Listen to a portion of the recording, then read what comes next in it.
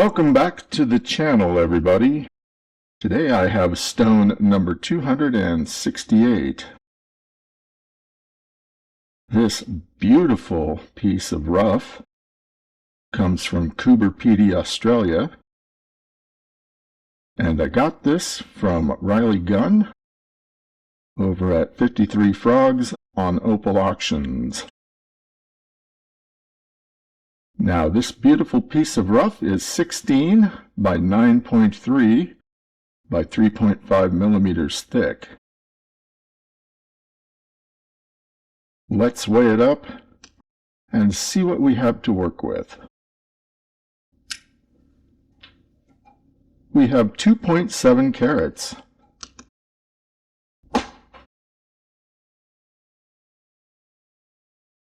That's a nice weight. Let's go look at this with the magnification, and then we'll get on with how we're going to deal with this piece.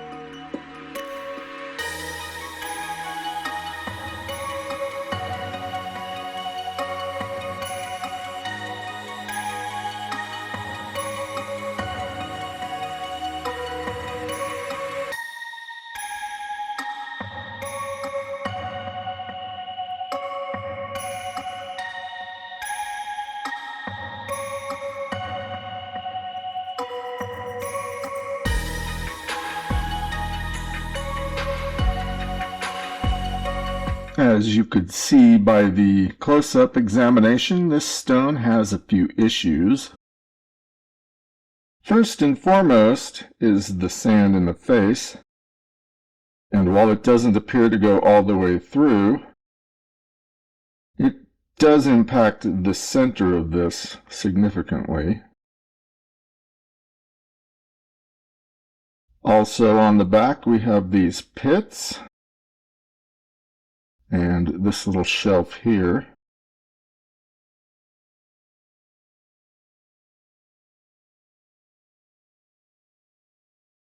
I don't know if this is going to actually work as a solid stone. It might become too thin trying to even out everything on the back.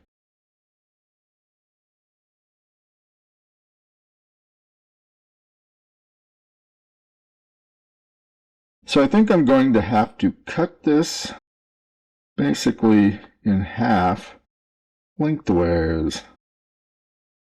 And then I can get two decent stones, I think.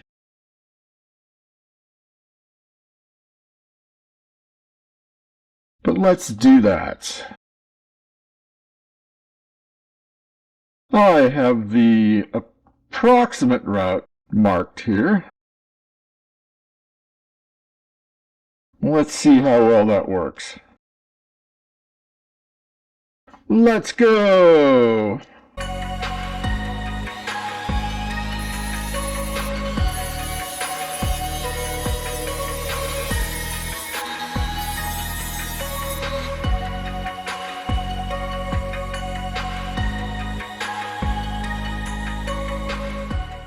Let's go take a close look.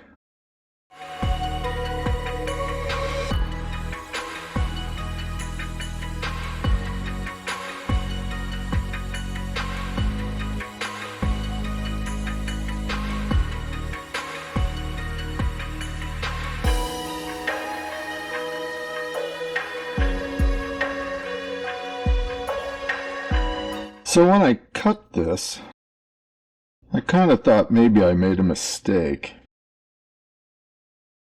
That sandy bar in there maybe wasn't as deep as I thought it was going to be. Oh well, too late now. So this piece weighs 1.45 carats, and the smaller piece weighs 1.05 carats. So I lost 0.2 carats cutting this.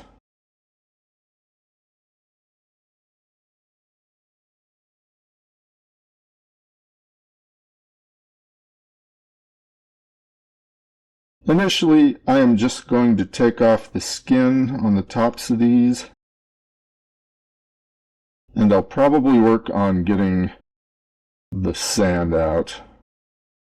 But I'll go step by step, and we'll see what's going to happen with these two. Let's get on with the 600 grit centered diamond burr.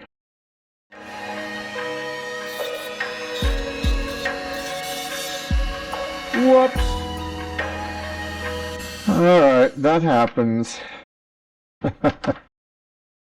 Let's try that again. Let's take to this, shall we? So I just didn't have enough wax holding the bottom. It's happened before, it'll probably happen again. My biggest concern though for cutting this was removing the sand would have made too big of a dip in the center of the whole stone. So that's why I cut it. Just putting that out there.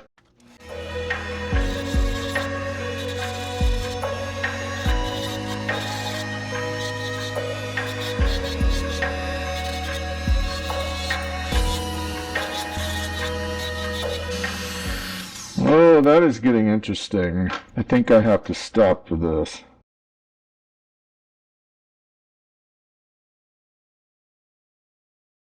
Yowza.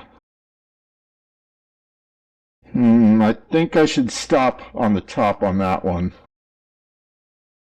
And we'll continue with 280 Nova burr for that, because I don't want to get any deep scratches in the thing.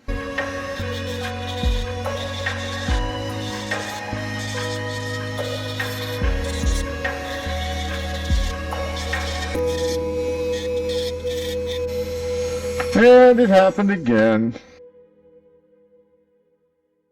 Womp womp. Alright, I've redone this. It's got more wax, and I actually stuck that in the hole that was on the bottom. I wanted to avoid that because it's not fun to clean, but let's go ahead and continue.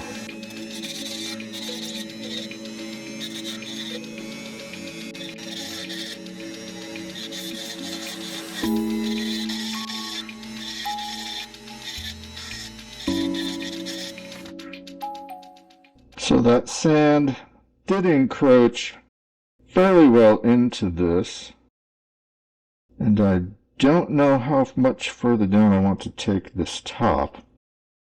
So I'm going to go take a look, and I'm going to switch over to the 280 grit Nova burr, and we can continue.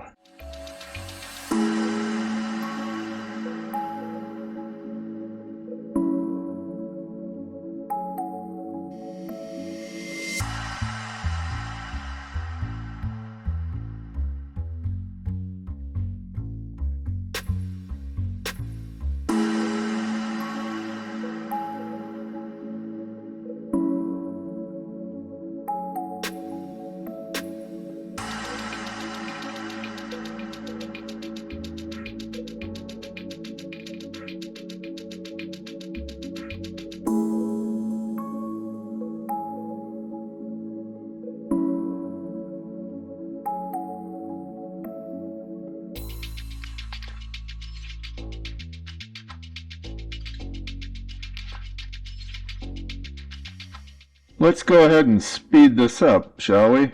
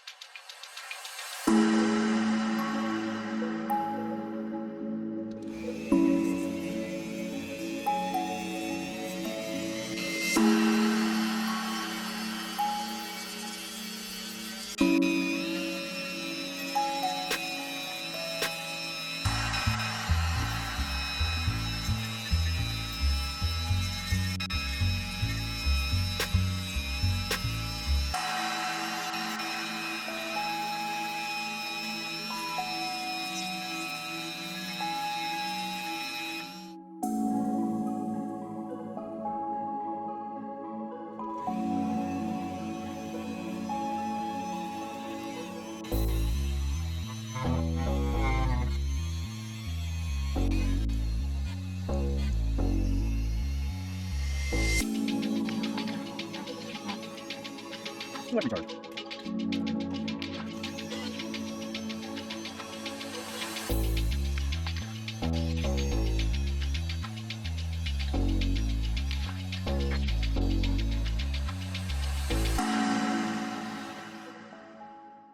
Let's recap. In the rough, stone 268 weighed 2.7 carats, was 16 by 9.3 by 3.5 millimeters. I got this from Gunn at 53 Frogs, and this stone comes from Coober Pedy, Australia. In the parcel, each stone cost $13.36. Per carat, it was $6.51. Multiply that out, and this stone cost $17.58. After cutting stone 268, piece A weighed 1.45 carats and was 14.5 by 4.8 by 3.3 millimeters, and piece B was 1.05 carats and 11 by 5 by 3 millimeters. Finished, piece A weighs 1.0 carats and is 14 by 4.6 by 2.7 millimeters, and piece B weighs 0.75 carats and is 10.2 by 4.7 by 2.2 millimeters. Piece A has a medium dome and piece B has a low dome, and both stones have a body tone of N9, which makes them white opals, and their brightness is 3.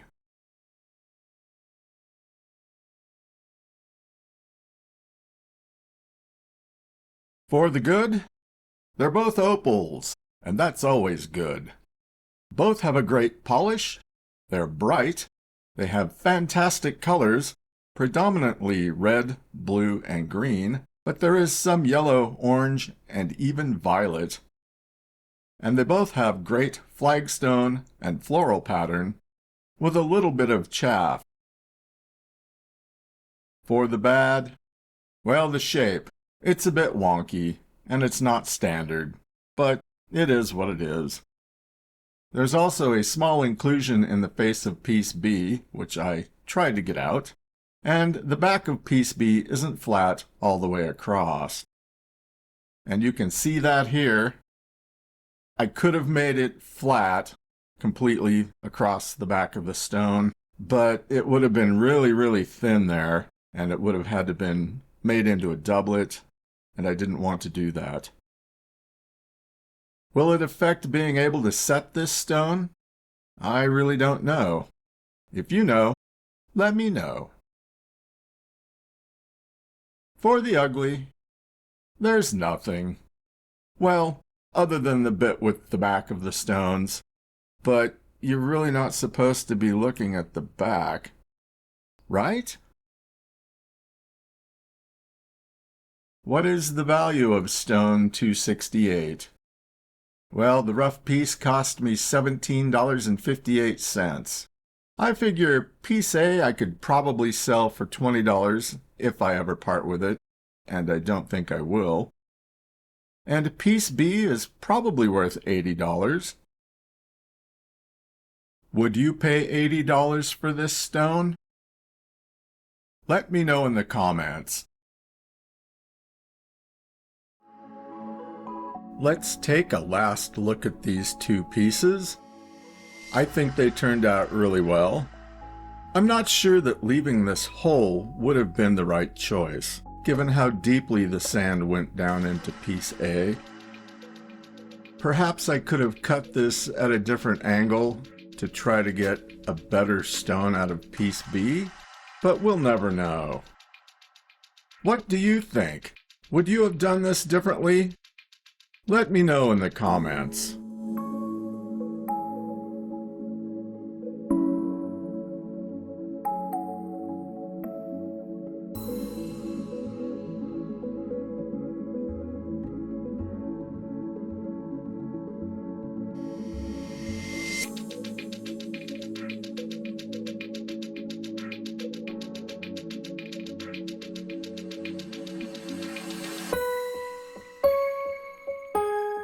Now its journey is complete.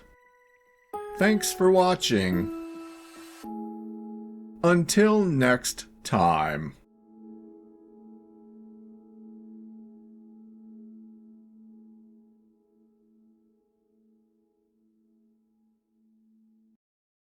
Remember, if I can cut opal, you can cut opal too.